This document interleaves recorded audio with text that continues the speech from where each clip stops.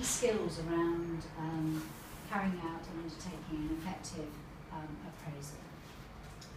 So, body language. What do you think about body language? What are you aware of so far? What do you know that's important about body language? To be open. Yeah, to be open. And what else? Positive. It's really important. Yeah, yeah. And what's really important about body language and thinking about your body language when you're in an appraisal? I think so. People think that you're listening and you're interested. So if your body language isn't showing that, then people will pick up on it quite easily. Yeah. And you're sincere as well. So you're not. I don't know how to describe it without doing the body language. Okay. Do you want to do the body language?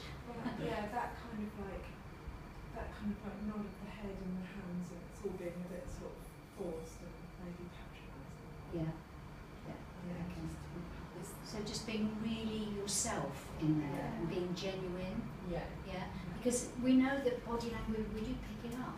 We absolutely pick it up. Before the age of 2, apparently, all we do is actually read with body language in order to make sense of what's going on. Obviously, we can't construct a meaningful sentence and understand around that. So we're absolutely adept at reading body language, right from the day we're born, really. And ignore it at your peril. Because how do you know if somebody, what happens if somebody stops listening to you? How do you know? What would you think you'd notice?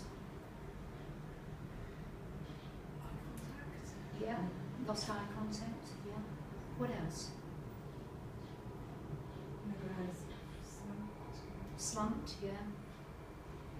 Would that mean they're disinterested, do you think? Yeah. Yeah? We know, don't we? We know when somebody is actually not present with us. But they've gone, they're thinking about something else. So how does that make you feel? What you're saying is really important. It's not being recognised. Yeah. Absolutely. So it's really, really important and imperative that you pay attention to the body language when you're actually in that performance appraisal conversation. Really, really important. And there was some research done a few years ago that talked about how important body language is. And the next slide shows you that this is kind of the components of how important body language is. So actually it's 55% of what is being said. 38% is the tone of voice, interestingly. So what do you think might be going on there around the tone of voice? 38% of impact around tone of voice. So thinking about how you would want somebody to be, or how you would want to be in terms of the way when you're giving somebody, let's say, feedback around poor performance, what sort of tone of voice would you adopt, do you think? In order for them to hear you without being defensive.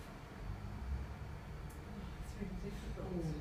Yeah. So you don't want to be sort of too forceful, but you want to be firm enough. Yeah. It's Yeah, got to match yeah. what you're saying. Yeah. So it's assertive, isn't it? It's actually being confident in what you're saying and how you're saying it without being overly aggressive, potentially, but just really owning what you're saying and being assertive in the way you're saying it. And taking any judgment out of it as well, because that's the words used. So if you've got that combination of aggressive body language, kind of negative language or overly aggressive language, and then what you're saying, the whole lot is quite powerful in terms of what's actually happening in a situation like that.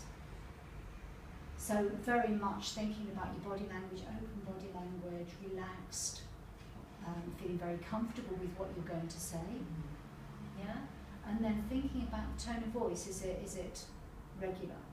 I'm not going up and down. I'm not getting overly worried about something. And then